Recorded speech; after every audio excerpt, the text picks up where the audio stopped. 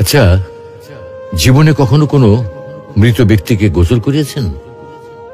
যদি কখনো সুযোগ হয় তাহলে সেই মৃত ব্যক্তিকে গোসল করাবেন।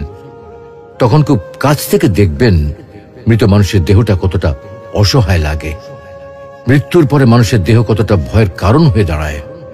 সুযোগ পেলে রাতে লাশটা পাহারা দেবেন, তখন বুঝতে পারবেন প্রিয় মানুষটার লাশ রাতের বেলায় আপনার কাছে কতটা অদ্ভুত লাগে, কতটা ভয়ের কারণ হয়ে ওঠে, কতটা আতঙ্কের কারণ হয়ে যায়।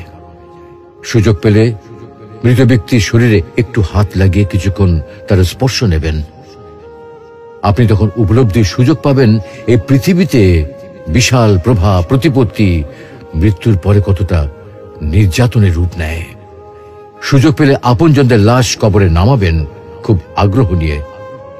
শেষবারের মতো মৃতদেহের মুখটি একবার দেখার চেষ্টা করবেন এবং বারবার উপলব্ধি করার চেষ্টা করবেন এই মৃতদের সাথে অনন্তকালের যাত্রার পথে এটাই আপনার জীবনের শেষ দেখা। সুযোগ পেলে মাঝে মধ্যে কবরস্থানে গিয়ে নীরবে কিছুক্ষণ দাঁড়াবেন। এরপর মনে মনে চিন্তা করবেন জীবনের লাভ ক্ষতির হিসাব। এই মৃত মানুষগুলো এই পৃথিবীতে কি করে গেছেন, কাদের রেখে গেছেন। যাদের রেখে গেছেন তারা কি কখনো এই মৃত মানুষগুলোকে স্মরণ করার জন্য কবরস্থানের আশেপাশে একটি বারের জন্য কি দেখতে আসে? আমাদের জীবনটা বড় অদ্ভুত, বৈচিত্র্যময়। আমরা এর জন্য ওর জন্য, ধন সম্পদের জন্য, ঐশ্বর্যের জন্য, বাড়ি গাড়ি টাকা পয়সার জন্য কত না মায়া দেখাই, আগ্রহ দেখাই, আরো চাই আরো চাই আমাদের।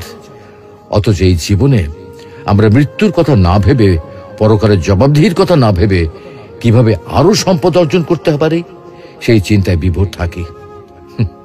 হায় রে জীবন, এখনো সময় আছে, ফিরে আসুন মহান রবের দিকে।